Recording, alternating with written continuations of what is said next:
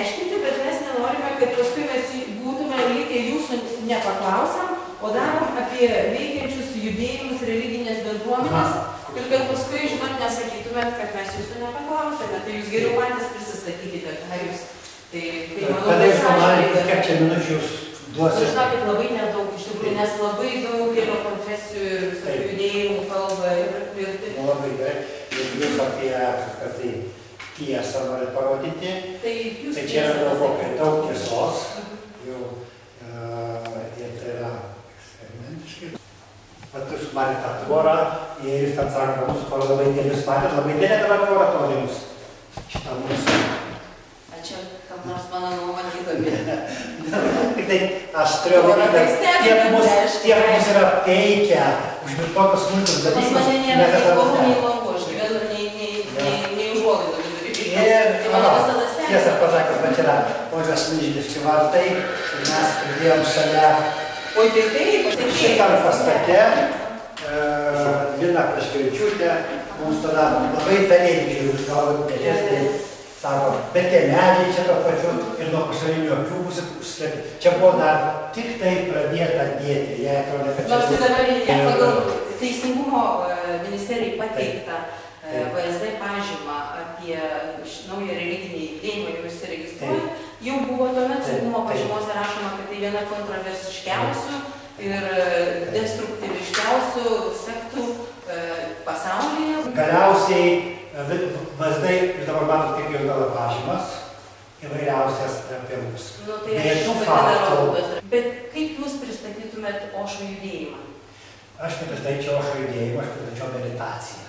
Todėl, kad čia net nėra Ošo vardo, bet pamatas, kaip mokslinė yra koncentracija, hipotezė, eksperimentas, tyrimai, analizė ir vėl rezultatą ir vėl nauja hipotezė. Tai čia yra meditacija, judėjimas vidun, labai realus procesas, jokio tikėjimo čia nėra, jį galima patikrinti ir meditacija yra judėjimas vidun ir tai yra pamatas šio judėjimo arba šios meditacinės religijos. Mes ją taip ir vadiname. Ir su meditacija mes galim perėti per gyvenimą, ir su meditacija perėdama per mirtį ir vėl gyvenimą. Ir tai yra pakankamai jau ir filmų sukurta dokumentinių, kurie rodo, kad mes su meditacija mes galim mirti labai sąmoningai, su meditacija mes galim miegoti sąmoningai, dirbti bet kokį darbą, gimti ir su meditacija sujungia gyvenimą išorę su mūsų vidu. Ir yra tinkama kiekvienam momente, bet kurioje situacijoje. Bet Teisingumo ministerijai jūs esate registruoti kaip religinė bendruomenė. Prasme, religijotyrininkai klaidindami arba žmogų, arba ką sako, kad jūs esate įvairių religijų domų kratinys. Tai jūs esate susijęs su religija? Tai visiškai nesupratimas. Tai pirmiausiai Lietuvoje, kaip ir religija visuomet sieja su tikėjimu. Jeigu žmogus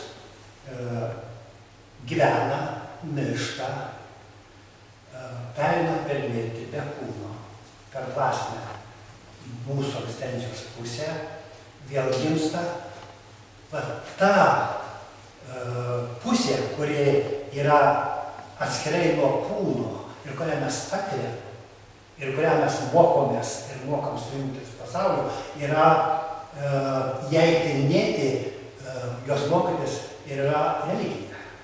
Gautama Buda kažkada nenaudojo sąvokos Dievas, todėl kad čia niekur nereikalingas Dievas. Jeigu kur nors mes atrastume reikalingas, mes sakysim, kad gal jis reikalingas, bet kadangi nei gyvenime, nei mirštant, nei pereinant per mirtį, nei gimstant, nei būnant su kūnu, nei būnant be kūno sąmonėj, Dievas nėra reikalingas, tai mus kaltina, kad mes neturim Dievo, mes jį nesikreipiam, tai mes esam bedieviai, bet mes sakom, kad religija yra tai, kas tyrinėja vidinę pusę, dvasinę pusę.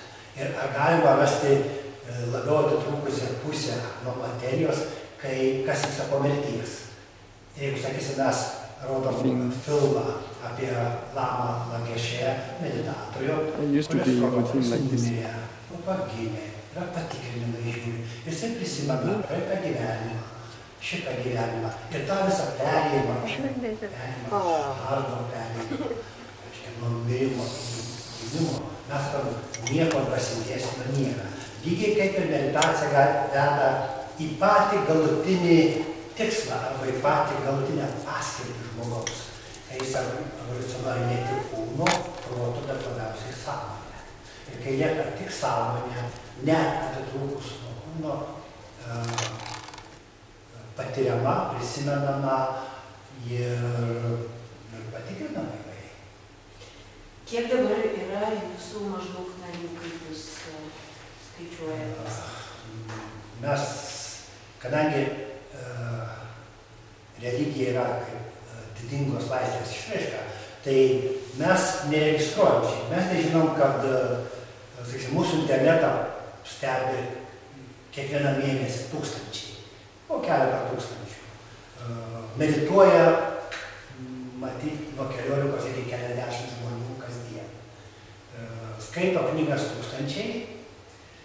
Ir kaip mes žinom, sakysim, kad Lietuvoje matyt, kas yra labai suderinta su meditacija, kad matyt, trečdalis daugiau žmonių, jie tiki, o mes prisimenam praėjusius gyvenimus.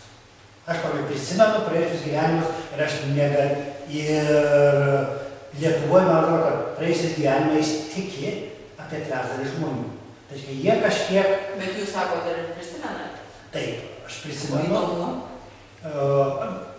Čia yra žmonių keletas iš praėjusių gyvenimų ir mes maždaug žinom, kokios buvo situacijos, kaip mes bendravom, nes polinkiai, tą ypač atidžiai tyrinėjo, labiausiai tyrinėjo Tibeto budistai, polinkiai pereina iš vieno gyvenimo į kitą. Mes galime pažinti žmonės, vietas, kai kurias spalvas, kurias mėgom, ir kitus panašius dalykus, meditacijas, kurias mėgom, ir kitus panašius dalykus. Tai mes to netikim, mes tikrinam ir tai nėra taip labai lengva, bet tai nėra labai sudėtinga. Nes gamta egzistencija pačiu lengviausiu keliu. Jeigu tik yra lengvesnis kelias, evoliucionuoti, sakysim, rasti sprendimą gyvybei, sakysim, arba žmogui perėti vidinį tarsi tarp gimimo ir mirties, tai visuomet egzistencija eina to keliu. Bet kur jūsų tos filosofijos, tos religijos, vadinkim, kertinis akmuo?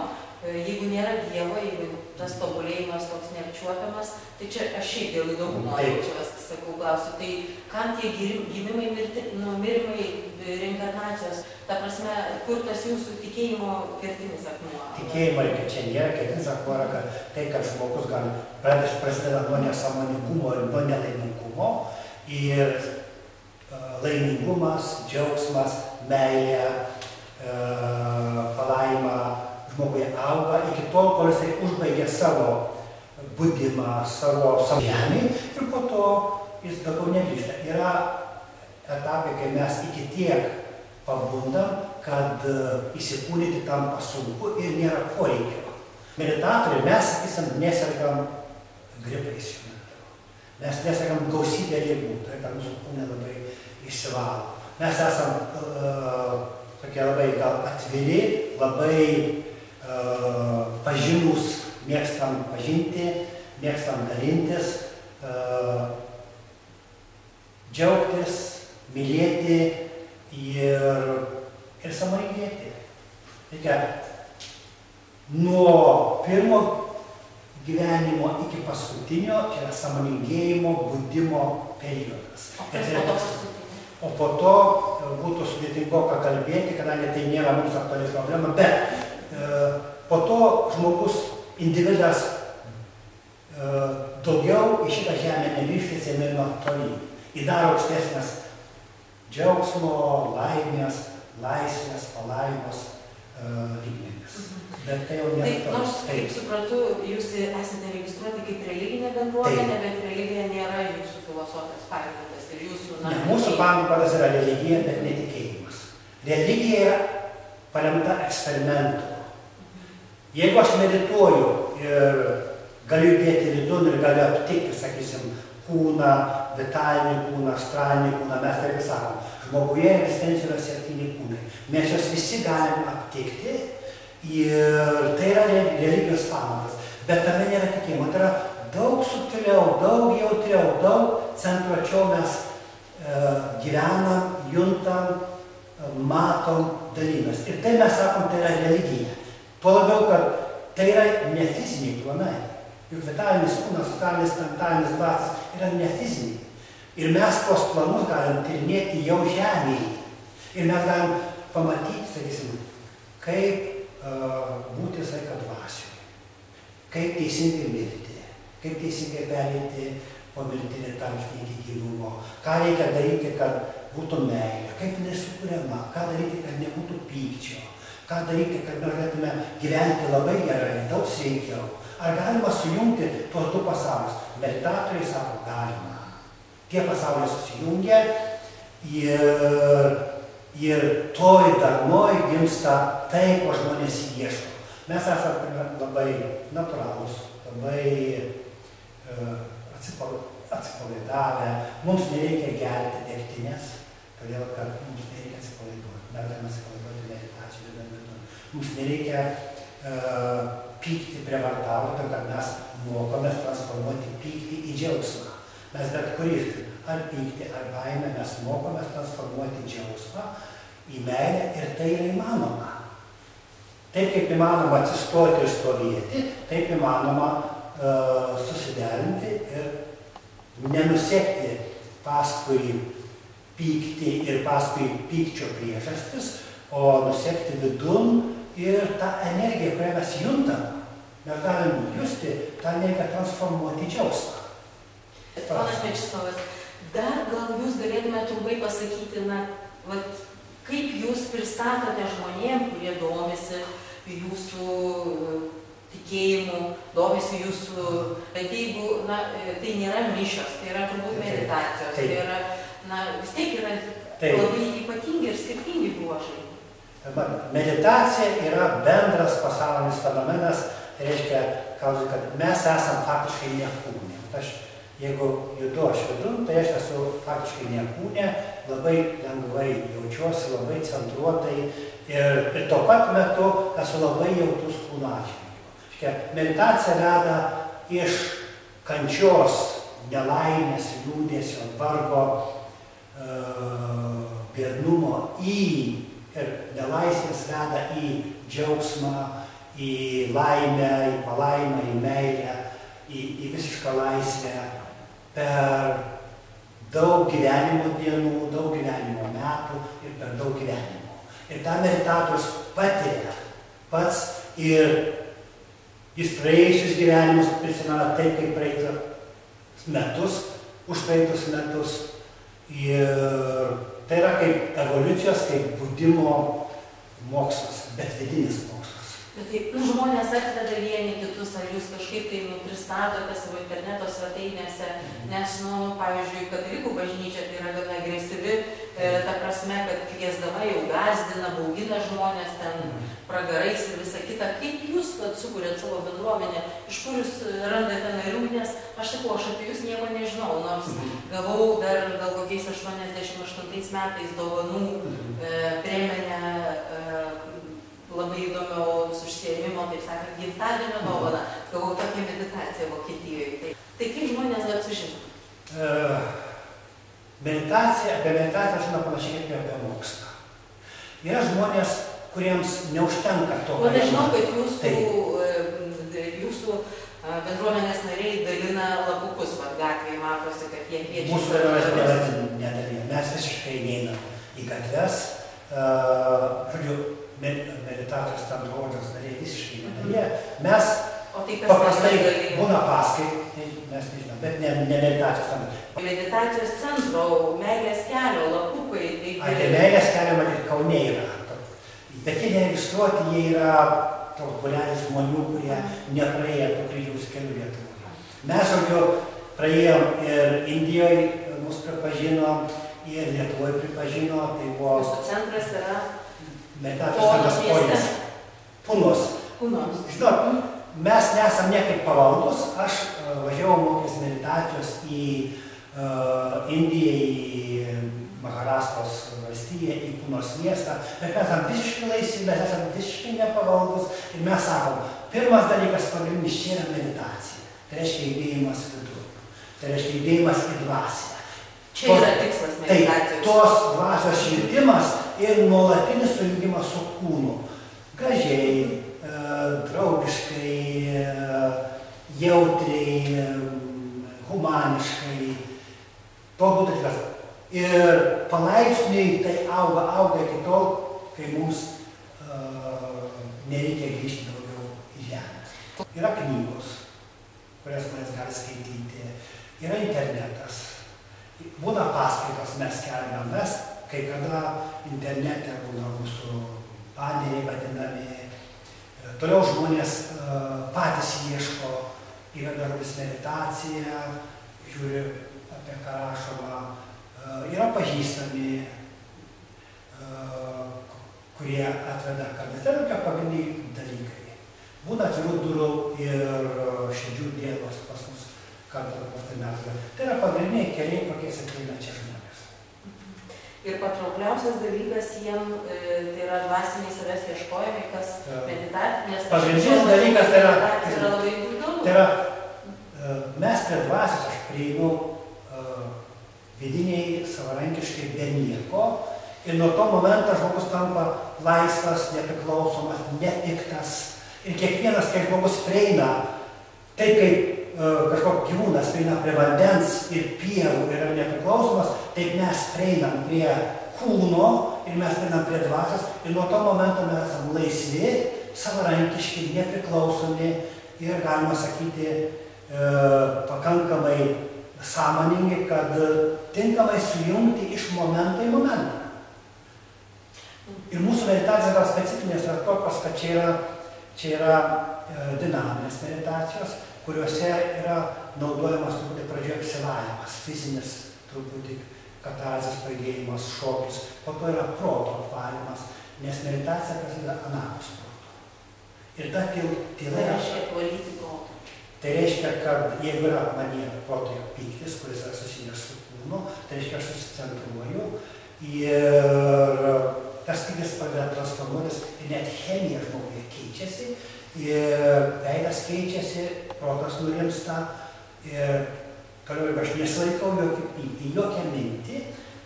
Sakau, prisiminti tokio senumo įvykius ir daryti išvadas, jūs suprantate, kad išvada susijusi su manim, jūsų padaryta, su apvalytų protų, dvasia ir visai kita yra klaidinga. Todėl, kad aš nei tekstą rašiau, nei nieką. Tai, truputėlį, ta prasme, aš suprantate, ką aš vedu. Jūs sakote, kad jūs išvalot protą nuo pykčio. O vienas iš jūsų yra, kad jūs esate gana kerštingi, kad persekiojate buvusios rėmėjus. Čia iš pažymų, kurių pateiktų. Jūs mokėtų paros faktą, kad kas nors mes ką nors persekiojam? Nežinau, iš kur saugumo pažymos atsiranda tokie. Tai mes sakom, kad nei vieno žmogaus mes nesam persekioję, nei vieno žmogaus nesam šmeižę, mes labai susitikrinam su faktus. Ir jeigu mes tokius dalykus ištraukiam, mes norim paklausti žmogaus, išgirsti atsakymą, padėkoti. Ir net jeigu jūs nesakytumėte, netgi jeigu jūs kažką ne visai tiesiai parodytumėte, tai mes nei vieno veiksmo nepadarysim, kad jums būtų blogai. Mes tokio dalykų nedarom. Mes galim paklausti, mes galim pasakyti, viskas turi. Galbūt mes ką nors nedarytume, jeigu mūsų prašytų, nes taip meilės, sakysim, neteka sąmonė, bet mes nekentume. Pažinimas reikalauja, turi sužinoti, tai yra gerai sužinoti, kai kada tokios klaidos yra daromos, kad tai yra ne jūsų, kad kai kada jūs stumteli į tai. Mes būtume už tai, kad būtų daugiau tiesos Lietuvoje, mes gyvename. Tai nieks neneigia, kad geriau mažiau degtinės, ir kažko geriau žmogus užsiema meditacijom, kažkur bendruomenės veikla ir taip toliau, be abejo. Bet dabar jūsų gyvenimo būdas, jūsų narių, jūs steigiatės vis dėl to toliau nuo Vilniaus ir, ta prasme, dėl ko, ką tai jums duoda, ar tai tas gyvenimas kartu ir... Rytuose paprastai meditatoriai linkę gyventi olose, nes tai yra ramybė, tai yra tyla. Reikia tam švarą, kad mes nedalyvautume miestuose, mano kūnas šiandien reikalauja. Daugiau dėl tylos. Nevalgote valgo? Aš nevalgau mėsos, nes jinai kaip teršia. Tai yra nereikalinga žmogui. Ir čia yra gamta, kurioje mes galime būti, galime medituoti. Tyla. Mes mėgstam higieną, turbūt švaru. Čia išgėręs, negali mūsų narkotikais ateiti, negali kažkaip tai išvargęs, ten reikia pasiruošti šiek tiek, kad galėtum įeiti. Taip kad vieta, kurioje lengviau judėti vidun. Be to mes kartais leidžiam žmonėm truputį šiek tiek pabūti lauke, kieme, kai kada mes galime leisti truputį katarsių, todėl kad žmonės Lietuvoje yra labai įsitempę. Ir kol jie neapsivalo, neapvaloja savo kūną ir proto, faktiškai judėti vidun negali. Ir tai yra dėsnis, jis nuo mūsų nepriklauso. Mes žinom, kad taip yra ir žmonėm paprastai leidžiam, kai yra pakviečiam, kad atsipalaiduotų, pajudėtų, pasikatarsintų, pabūtų lauke, pasėtų prie medžio, tyluoti. Bet lygiai taip pat mes jau sujungiam vidų, mes nebėgam jau į uolas kaip rytuose. Mes sakom, reikia sujungti mokslą ir vidų su gyvenimu. Ir todėl mes ir čia būnam, ir Vilniuje. Mes visi beveik dirbam Vilniuje labai sudėtingą, labai įtemptą tarp jų ir protinį darbą. Ta prasme, už jūsų buveinės ribų? Taip, mes visi dirbam. Aš turiu kvalifikaciją, kiti žmonės, niekas nėra, kad gyventų iš išmokos. Kiekvienas labai inteligentiškai dirba. O jūsų nariai moka kažkokį mokestį? Nariai nemoka jokio mokesčio, išskyrus, kai jie ateina medituoti, tai jie medituoja. Bet kas finansuoja, va, tarkim, statybą, namų? Mes patys užsidirbam ir finansuojamės. Tie, kurie žmonės užsidirba, aš dirbu darbą, o čia yra odontologija, aš dirbu vadybininku arba, galima sakyti, direktorių. Bet aš esu technikos mokslo kandidatas, kažkada aš esu sukūręs naujausią, dar šiuo metu pasaulyje nepralenkta optometrinė žvairumo gydymo ir stereomatymo lavinimo sistema, prie kurios aš vėl grįžau. Taip susiklošęs labai įdomiai palankiai aplinkybėms. O tai jūs gydytojas? Aš buvau mokslininkas, dirbau Vilniaus universitete, technikos daktaras, pradėjau medituoti, dėl įvairių tokių nepalankių aplinkybių. Laiką aš palikau mokslą, bet kadangi meditacija yra mokslas tik gilesnis, vidinis, tai po to aš vėl sujungiau su darbu, su gyvenimu, su odontologija. Ir dabar ne tik dirbu vadybinį darbą, organizacinį darbą, bet ir grįžau šiek tiek į regėjimų, regėjimo suvokimo tyrimo ir nusimato galbūt labai gražus rezultatai, nes meditacija labai padeda jautriam, tokiam regėjimo tyrimui, supratimui, pamatymą, ką reikia daryti rezultatus. Bet kol dabar jūs filmuojate, bet aš galėčiau paklausti, o jūsų šeimos nariai nieko prieš, kad jūs čia gyvenate, jie sutinka, jie panašiai. Ja? Tai aišku, tai mes... Nes kiek man atėjo informacijos besiruošiant šitai laidai, tai, yra praktiškai, jūs pasiemat žmogų iš šeimos. Ir, ta prasme, ir ta šeima nepatenkinta. Taip, bet kuri religinė bendruomenė, kuri nori gyventi izoliuotai. Kad mes nenorim gyventi izoliuotai. Čia ne tai, kad mes norim gyventi izoliuotai, bet mes gyvenam ir Vilniuje. Bet čia yra gražiau, čia yra tyliau. Po darbo, sakysim, jinai yra odontologija, turi kabinetą ir vandens. Mes labai gyvenam suderintę su medicina. Jinai yra pirmoji, kuriai persadino organą esant nesveriamą kraujo grupėm. Mes visiškai nebijom persadinti organus ar perpilti kraują. Mes einam ne tik tai su mokslu tokio gamtos, bet mes einam su dvasiniu mokslu.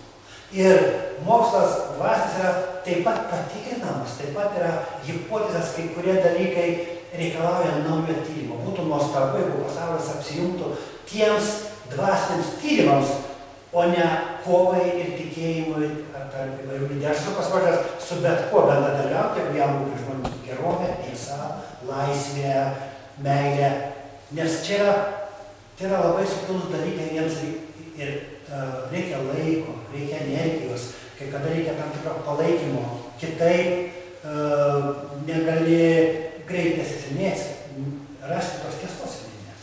Kaip, pavyzdžiui, mums reikia susijungti su kūnu. Tai galim susijungti, aš labai gerai jaučiuosi visa susijungusi. Su kūnu, dvasia, savo emocijom, savo, na tai žinot, bet aš nesu nei labai uoli bažnyčios, nei cerkvės, nei kitokia lankytoja. Tai, žinot, žmogus jūsų paklaustų, kodėl tai reikia daryti, kodėl ne visiems reikia. Aš galiu pasakyti. Bet gal iš tiesų yra iš nežinojimo ta tokia skeptiška nuomonė vis dėlto apie jūsų judėjimą.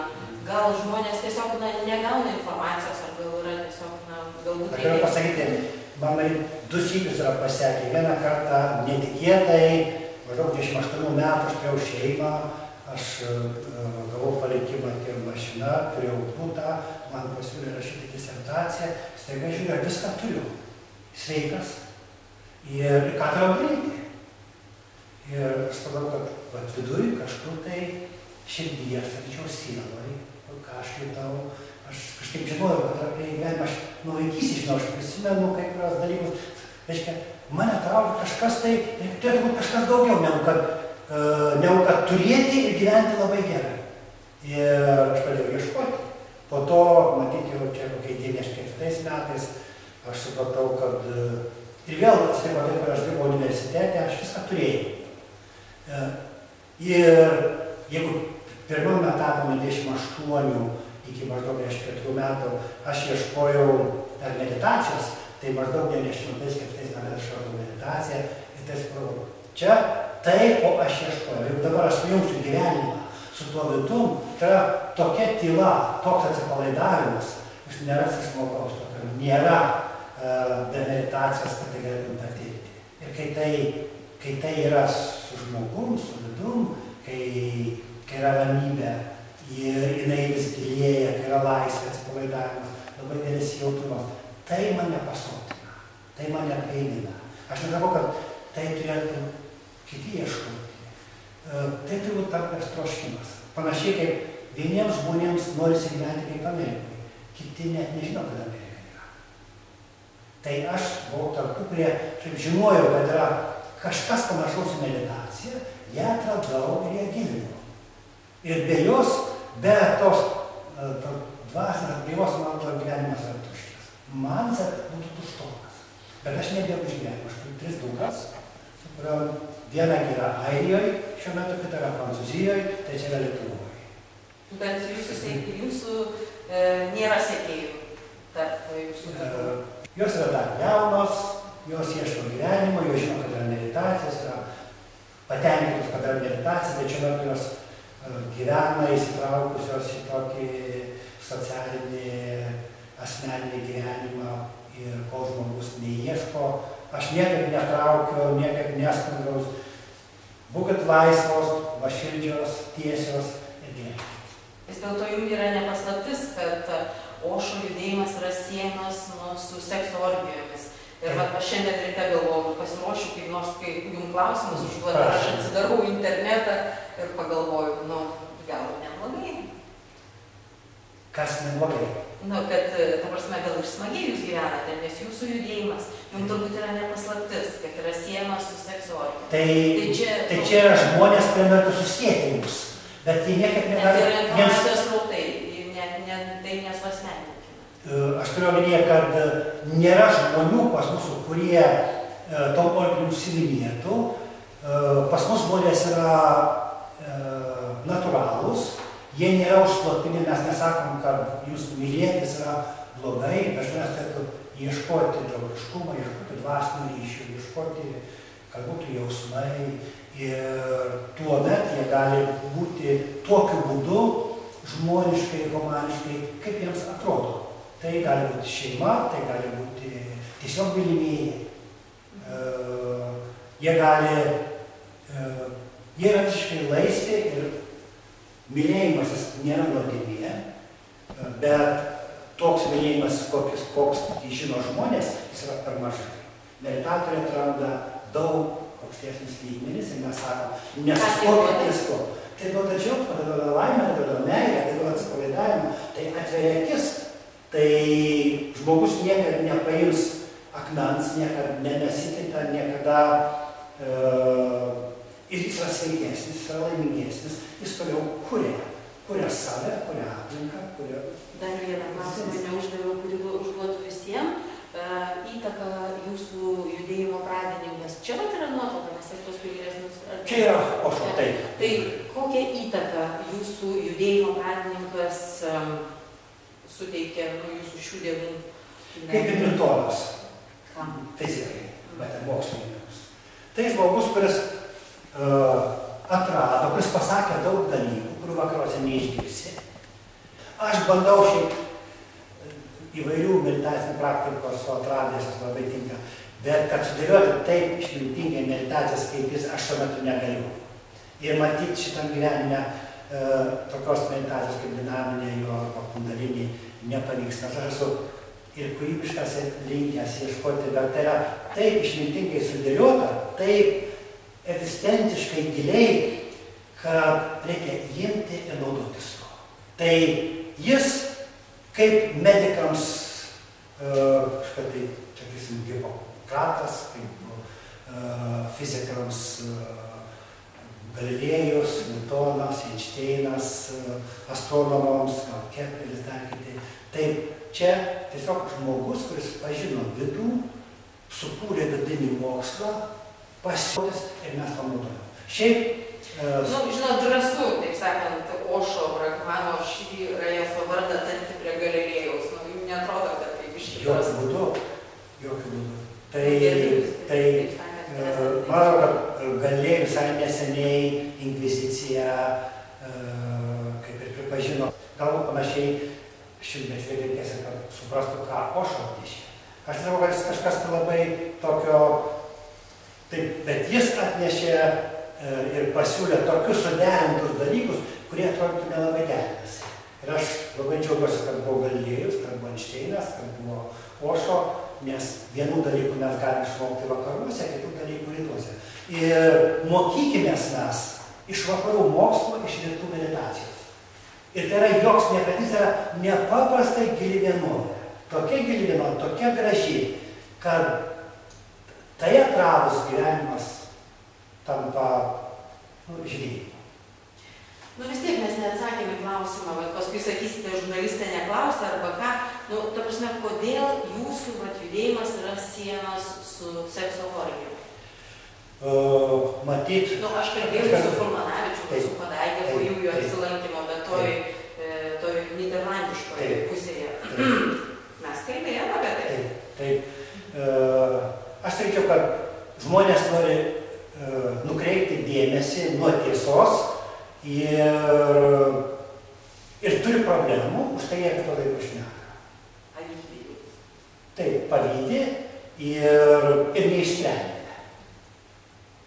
Kitas dalykas yra tai, kad meditacija savaime neatmeta ir neneigia mylėjimusi. Bet sako, nesustokit ties seksu, nesustokit ties mylėjimusi. Yra daug aukštesnį lygmenį, sėdėkit į jos ir vieną dieną seksas ir mylėjimas atkris.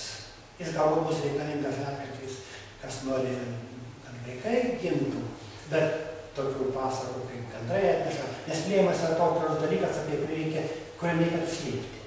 Pas mus jis slepia tik toje, kad jis negražus jiems yra.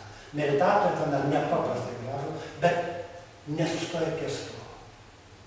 Žinau, ar čia jūsų, ar kaunietiškoji ta meilės kelio irgi, kuris siejama su Ošo dalis yra, čia jūs turit kažką bendro atleisti, tikrai nežinau, nes tai yra per sunku žurnalistui, bet tai yra grynas verslas. Jie atitinka visas sektos požymius su savo lyderiu, su savo pardavimais, seminarų, kvepėjimų, tantrų, mantrų, su savo, taip sakant, tai yra grynas verslas. Tai yra tie seminarai brangus, tai yra verslas, tai yra pardavimas. Tu eini liuteronų bažnyčios patalpą, žmogus kitas sumaišo, galvoju, gal čia liuteronai taip daro, gal, ta prasme, tai ką jūs manote apie tos seminarus? Pirmiausiai, jie nėra registruoti kaip meditacijos centras, jie visiškai nėra meditacijos. Jie nėra. Tai ta prasme, juk jie tų kryžiaus kelių, kaip jūs nuo 97 nesate, nėra. Jie nebandė, nes tai yra Bet jie sudėtinga. prisidengia po jūsų vardu ir jie visą laiką sako, kad jie turi registruoti Teisingumo ministerijoje. Meilės kelias? Nu. Aš negirdėjau, reikia pažiūrėti, aš negirdėjau niekada. Ne, nu tai aš viską pasitikslinau. Ir jie yra registruoti, mes Aš neskyriau, aš nežinau tiesiog. Ką? Ne, jie yra meilės kelias, manau, yra registruota individualiai. Aš netgi neklausiau taip, nes aš nepagalvojau, kad reikia to paklausti. Man buvo viskas aišku, jeigu jie sako, kad meilės kelias, mes žinom, kad yra individuali įmonė, tai matyt, su ta individualiai įmonė jie ir organizuoja kažkokios. Toliau... Bet su šita pačia literatūra, su tuo pačiu mokymu ir su tais pačiais šaukiniais. Tai, bet žinote... Žinot, gražus žodžiai yra labai daug kur naudojami, bet aš nenorėčiau jų kritikuoti, jeigu yra individuali įmonė ir jie kažkaip tai taiko meditaciją. Meditacija yra, gali būti labai plačiai taikoma. Nuo gyvenimo iki gimimo iki mirties. Galime skalbėti. Indų kilmės Ošo. Jis yra indų kilmės. Tai nepaprastai gražiai tie dalykai jungiasi meditacija su mokslu. Ir jeigu jau žurnalistams daryti, tai man atrodytų, kad reikia Lietuvoje šviesos daugiau laisvės, daugiau supalinavimo. Nu, Lietuva nėra tolerantiška šalis, tai jūsų turbūt tai ne pirmą kartą girdite. Tai yra tokia viena šalis, kur iš tikrųjų sudėtinga yra su tolerancija tiek religinė, tiek ryčių, tiek pažiūrų. O aš yra stebėjęs apie kažkokius 600 knygų, jis tai vieną knygą yra kalbėjęs apie seksualinės energijos transformaciją. 600 knygų. Ir visi užstringa ties ta knyga, transformacija. Tai čia daugiau matyti yra skaitytojų problema, nes yra kitos 599. Kodėl dabar 600? Todėl, kad po to jis kūnas mirėjo, tai tiek spėjo, bet maždaug apie 600 knygų įkalbėjo. Jis nerašė knygų, bet kalbėjo labai aiškiai, labai gražiai ir angliškai. Tai labai unikalus atvejis, kad žmogaus kalbos reikia taisyti, ką pasakė, galime reikia. Jis pats buvo filosofas profesorium. Ir jisai tikrai ieškojo tiesos. Aš tuo metu, kai aš labai ieškojau, kol aš radau, man atrodo, kad tai yra tikrai vertas žmogus, vertas iškodavimo mokymą. O kaip jūs čia Galiu pasakyti, kad aš Lietuvoje buvau, iki 80 metų jaunų mokslinio klubo viceprezidentas, mes po Lietuvą ieškojom visų, aš buvau Marcinkevičių, kviečiausi Zimoną, Višomirskį, įvairių žmonės mes kvietėmės ir žiūrėjau, iš ko galima Lietuvoje išmokti. Kas turi tiesos, atsimenu, Marcinkevičius nuvažiavo į namus, aš jam skambinau, ten dukro jos gal, ir klausiau, ne apie poetą. Jisai man paskui, žiūrėjau, sako, kai manęs kas paklausė, tai aš paprastai kitą dieną turiu atsakymą. Ir man nesusirimuoja. Ir aš žiūrėjau, kad labai, tai man buvo vienas tokių gražiausių žmonių, kuriuos aš susitikęs, aš su Zimoną kviečiausi, buvęs sovietų laikų ideologas. Ir aš žiūrėjau, iš ko galima Lietuvoje pasimokyti tiesą. Aš ieškojau man tai buvo troškimas. Ir aš supratau, kad tie žmonės vis dar nėra radę kažko, ko aš jaučiu yra. Ir apie meditaciją aš esu išvertęs pirmą knygutę Rinpočė apie 8 metus. Ir aš turiu tą. Dabar aš sakiau angliškai tą knygą. Ir čia jutau, kad čia yra kažkokia tiesa, bet neradau praktikuojančių. O pradėjau atrasti apie knygas ten, apie 81 metus, Rošo knygos Balojko pasikviečiančios, labai dalykiškos, labai praktiškos. Ir kadangi jau man kad atsivėrė įvairius, tuomet samis dato. Apie gyvenimo būdą dar nepaklausiu. Ta prasme, tai jūsų bendruomenė kaip ir gyvena. Čia yra žmonės. Ta prasme, o Pavasario gatvėje ten irgi yra. Čia yra keli žmonės, kurie nori gyventi bendruomeniai. Bet ta prasme, tai nėra taip, kaip tie budistai, kurie turi miestelį ir jame... Jokio. Jeigu kas norėtų, gali atėtis antrą namą. Jūs neprisirišat. Visiškai ne. Žmogui laisvės, kad būtų jis laisvės, būtų humaniškas, kad jisai pažintų savo, sakysim, lygų, fizinių, psichinių lygų priežastis, ieškotų būdo būti kūrybišku, sujungti su gyvenimu, su egzistencija ir taikyti tai. Mes tą visą ką darome. Bet nieko bendro jūsų to meilės kelio neturime. Mes, kiek aš žinau, tai meilės kelio pradininkė, mano seminarė, pirmą kartą meditacijos. Ir po to pasuko Saramytė. Bet mes, nesipiktinam nei, kai katalikai mus mėgė, sakom negerai, bet mes tiesiog Katalikų bažnyčiai pačiai ilgą laiką buvo labai būdinga visi aršus, tie vadinami sektų požymiai ir pati katalikų bažnyčia to neneigia. Ta prasme yra... Mes sakom, kad pas mus nėra nei vieno sektos požymio, pas mus nėra nei vieno įsakymų, pas mus nėra nieko nereikia garbinti.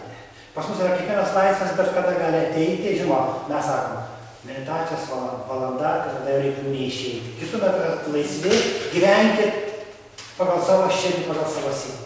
27 metais, tai tuomet buvo pripažinta, kad centro lyderio nepakeičiamumas yra vienas iš nacionalinių pavojų. Tai buvo. Tai ar jums čia tada buvo tas centro lyderis? Buvo, bet tai buvo viskas nesupratimas. Aš norėjau su juodvaščiu pas Peškaitį paklausti, ką mes turim pateikti. Jis tą juodvaščių mano pagavo. Peškaitis. Arūnas Peškaitis. Tas, kur kleboną dabar. Taip. Matyt, kad tas pats. Bet jis yra rašęs ir apie jūs. Taip, jis yra labai daug rašęs, bet jis nustojo rašyti, nes pamatė, kad tai, kas rašo, nėra tiesa. Jūs galite ištraukti visus faktus. Jis buvo nacionalinių religijų klausimai Jisai buvo vyriausias specialistas, tada jį paskui pakeitė Donatas Glodenis. Jie vis keitė, sako, vis ištrauksim faktus, vis tempė seksualiai, jie prievartauja, jie reikalauja turtų. Sako, duokit faktą Marsiną. Nė vieno fakto ne. Mes niekada nesam nieko verti, niekam sakė išduoti pinigų. Mes sakom, yra meditacijos, mes jas organizuojam, yra tyla, yra dėsniai, mes jų laikomės. Taip, kad nei vieno ir iš to, tai buvo fikcijos. Tokios, ir mes, kadangi nebuvome Europos Sąjungoje, jeigu nebūtume įstoję Europos Sąjungą, aš nebūtų užregistravę. Todėl, kad tiesiog meditacijos bija, nes meditacija yra... Bet tai jau buvo teismas. Tai jau teismas, tai jau mes buvome Europos Sąjungoje, kai mus registravo 2005 metais. Tai kaip jūs čia kokias karvės, kiaulės, vištas laiko, tarp, sakot, kaimiškai gyvena? Mes kiaulių vištų nelaikom. Paprašom, čia žmonės yra, todėl, kad mes dirbam mieste. Ir mes darėme labai tempą darbą. Ir kadangi mes esame labai kūrybiški, tai mes užsidirbam ir mums nereikia laikyti. Mes čia paukščius esame. Mes kai kada gal žvėriukus, jeigu juos vaikinam, bet auginti neturim laiko.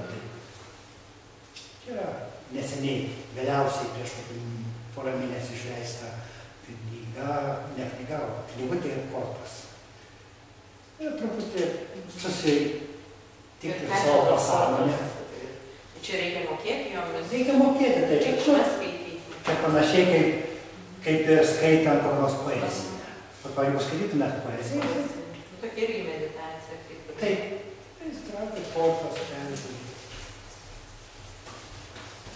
Bet čia yra jūsų atradimas, ar čia nuo senesnių laikų? Taro kortos yra žinomos kultūros. Ne, bet tai... Šitas išverčiau aš ir išleidom čia meditacijos centre. Ir jos iki meditacijos jos yra visiškai geras dalykas. Kai jau žmogus pradeda medituoti, visi tie dalykai atkrenta. Astrologija atkrenta, malda atkrenta, lieka meditacija. Tai jūs nepalaikot, taip sakant, gruodžio 21 dienos šių metų scenarijų. Ar jūs irgi kažkaip dvasiškai tam ruošiatės, ar tiesiog... Mes dvasiškai jau pasiruošėme. Ir mes nebijom pasaulio pabaigos, nes mes darom, kad pasaulis būtų gražesnis, sveikesnis, daugiau meilės, daugiau grožio, daugiau tolerancijos, daugiau tiesos. Tai bet tuo pasaulio pabaigos scenarijų uždavimą arba tikimą, arba netikimą. Mes absoliučiai nieko netikime. Mes žinom, kas mato viduj, ne kūne, dvasiai ir materijoje. Mes žiūrim, kas iš tų pasaulio susijungimo seka. Ir mes matom, kad tos baimės, sutikėjimas yra visiškai bereikalingos, yra nepagristos. Tūkstančius kartų jos nepasiteisina. Ir tikėjimai toliau žmonės gąsdina, žmonės toliau tiki, bet tai yra bereikalinga. O jūs pats į Dievą netikite? Aš esu krikščionis, krikštytas, bet aš pačioj dar gilioj vaikystėje pamačiau, kad yra praėjusiai gyvenimai, yra gilesnis vidus. Ir aš manau, kada tai atsiras, kada aš tai atrasiu. Ir aš vieną dieną, kai jau buvo apie 30 metų, tai buvo mano prieš 30 metų, aš atradau, kad tai yra meditacija. Tai tikras dalykas, tikras daug subtilesnis negu mokslas. Bet kiek ten žurnalistam tenka studijuoti religijotyrą, nėra labai daug, bet iki Naujojo Testamento, iki Senojo. Naujasis Testamentas neneigia reinkarnacijos. Tik tai paskui, dėl, taip sakant, iškraipyto mokslo, kai kurie kunigai ir įtakojo apskritai šventraščio perrašymą, jis skaitė, kad demoralizuoja žmonės žinojimas, kad jis atgims, pergims, atgims ir vėl turės šansą. Tai tiesiog ta nuostata išnyko, bet tai buvo Senajame Testamente. Svarbesni dalykai yra, sakysim, kaip pyktį transformuoti, kaip baimę transformuoti, kaip sujungti dvasią su kūnu. Ir ne iš baimės, o iš džiaugsmo. Juk, sakysim, vaikai gimsta ne iš baimės, bet tėvai junta džiaugsmą. Sakysim, kad vaikai gimsta, kad jie ateina. Čia yra tokia laisvė ir niekas nesitinka, kas svarbiausia. Jūs nerasi žmogaus, kad pas mus būtų nusikėlęs, susimušęs, išprievartavęs. Aš jau pradėjau medituoti 92 metais ir nuo to laiko nė karto nesu susirgęs taip, kad iš tikrųjų išvis, kad negalėčiau vesti praktikumo. Mes nebijom slogų, mes nebijom gripų. Kadangi kūnai yra švarūs, jie neužsikrečia. Ir mano buvo pagrindinė bėda, ir visą tokia kokios psichologija, gerklėje. Ir aš sirgau gerklės, ūmiais, kvėpavimo takų uždegimais. Šitie žmonės ir aš pats mes nesergame tų ligų. Ir mes gausybė kitų ligų nesergame. Ir klausimas yra, o ką toliau daryti, kai žmogus neserga, kai jisai turi pinigų, kai jis yra laisvas, kai vaikai užaugo, kai jisai darbą turi. Tuomet mes sakome, dėkit viduj, daug daugiau laimės yra viduj. Tokios laimės ir jie paskui galima dalintis. Aš kvieščiau įžiūrėti meditaciją labai tolerantiškai, gal labai tariai prašom. Bet jūs pamatysit, kaip mokslo labai tarinėja ir jis atrodo baisus. Ką jie padarys, kai jie turės valdžios. Tai yra su meditacija. Bet meditacija yra nuostabesnis dalykas ir tikrai iš meditacijos nieko blogo nebus atsitikę. Nu, labai kritikuoja meditaciją, ypatingai pavažiuoja stogeliai ir pas Aleksejų psichiatrijos skyriuje. Ten ateina labai pameditavę, ypatingai medituoja. Kaip ir vaistus, jie pradeda naudoti, bet jie neįga vidun. Ką reiškia įdėtinam, tai toks subtilus fenomenas, kad žmonės nepataiko. Mes žinom, kad siela nevyriškai neįmotiška. Čia Pavošo sakoma. Tarp vyro ir moters skirtumas iš tėvė, iki ketvirto kūno, mes taip paveikėme. Mes sakome, kad siela yra nevyriškai neįmotiška. Mes tą patiriam. Tai yra neišvengiamas pamatymas, supratimas. Ir kai mes atinam iki širdies, mes manome, kad siela gali gimti vyriškam arba moteriškam kūnui, tai keičiasi. Ir mes galim žinoma studentai. Ir kad, kai mes pasiekėm, sakysim, tą pakopą, mes tada atskirti, mes tada suprasti, tikrai suprasti moterį. Ir nei vienas meditatorius, jeigu jis medituoja, nemuš moters, negrasins, pradės matyti, kaip sukurti darbą, kaip transformuoti bet kurį nesupratimą į supratimą. Tai atsitinka, tai kaip mes matom išorinį pasaulį, taip mes palaipsniui pradedam matyti vidų. Tai tą taiko. Ir jau puiku visi tikėjimai, bet meditacijos trūksta. Taip kaip mokslo dar trūksta, yra ta tema, kad žmogaus regėjimų, tai trūksta ir subtilaus mokslo, o dar labiau trūksta meditacijos. Kiek jūs laiko meditacijai taip skiriate dienoje? Tai jeigu sakote, grynai aš skiriu 1 valandą visuomet, sujungti su kūnu ir atstatyti. Toliau aš medituoju kiekvieną laisvą minutę, kai galiu atsisėsti ir judėti, tuomet atsitraukti, subalansuoti. ir dirbu visus darbus meditatyviai, tai reiškia, pirmiausia, labai susicentruoju, taip kaip čiuožėjas įčiuožė į ledą, ant ledo labai susicentravęs, taip aš bet ką darydamas, pirmiausia, susicentruoju viduje ir po to iš to labai didelio jautrumo pradedu kažką daryti, kad kurti harmoniją. Ir nekuriasi, ir nekalbasi. Ir mes, sakysim, taikom odontologijai, netrodė, kad bus lengva, bet kalbasi. Ir mes, matyti, esam tarp tų, kurie ypatingai daug dėmesio, energijos, laiko skiria sujungti dvasią su materija, vidų su išorė. Ir mums tai kol kas gaunasi. O mes tikrai džiaugiamės, mums atrodo, kad gal bus sudėtingiau, bet tai gaunasi. O žurnalistai nesupranta, kam to reikia. Man taip viskas gerai susijungia, klausykit ir... Ar jūs tikrai esat laiminga viduje ir jeigu šiandien mirtumėt, jūs gyvenimą praleidot, jūs pasiruošėt mirčiai, sakysim. Aš nepasiruošiu ir nesiruošiu ruoštis, o jau dabar reikėtų? Ne, nereikėtų. Tai gerai. Aš turiu omenyje, kad žmogus ir gyvenime gali būti dar laimingesnis. Kaip atkovojus laisvę, būti laisvam, sąmoniai, prisirišti prie būdų, krišnų, ošų ir visą kitą. Aš nesuprantu, man reikia laisvės. Man nereikia jokių lyderių, man reikia būti savimi. Aš esu labai laiminga, bet tai mano asmeninė nuomonė. Aš taip pat nei prie vieno neprisirišęs. Ir Ošo taip pat yra kaip Niutonas, kuris tam tikrų dalykus parodė, bet toliau aš esu laisvas. Tikra laisvė atsiranda judant vidun. Nes su jais, bet jie gali būti. Tai mes žinot, kalbame, taip sakant, kaip kurčias su šituo. Gal aš tiesiog neturiu suvokimo apie tos potyrius, nes mes negalime kaip lygiaverčiai partneriai diskutuoti. Aš, mano tas meditavimas, tai žinot, yra toksai, kiekvienas žmogus medituoja, tai kitas eidamas su šuniu už pavadžio, trečias ten galbūt turi kitokius būdus, ketvirtas yra pažengęs. Iš tiesų šitam lygyje. O su joga jūs šiandien nieko neturim asanas. Turim. Jeigu jogą suprasti, kaip tai buvo pradžioj, kad yra tam tikra vienovė su kūnu, su gamta, tai, bet joga ypač vakaruose pametė meditaciją. Tai jeigu meditacija dingo iš jogos, tai lieka kūniškai tvarkymai, kažkas sveikatinimasis ir sportas. Jeigu tam tikros asanos ir judesiai gimsta, tai bus joga. Jeigu tai ateina iš išorės ir mes darom tas pozas ir judesius iš išorės, tai vidus neseka išorė ir tada yra beprasmiška. Mes žiūrėjom, kaip judėti vidų. Jeigu iš to gims joga, gerai. Bet kadangi pas mus sveikata labai pagerėja, mums nereikia sveikatintis daugiau, tai kaip ir nėra priežasčių dėl ko kultivuoti jogas. Sveikatos faktorius, tai dėl ko ir atsiranda, kad jūs taip harmonizuojat savo kūną su dvasia, ar, sakant, nesergat, pykčio nelaikot ir visokių blogų. Tai čia būtent dėl to jūsų...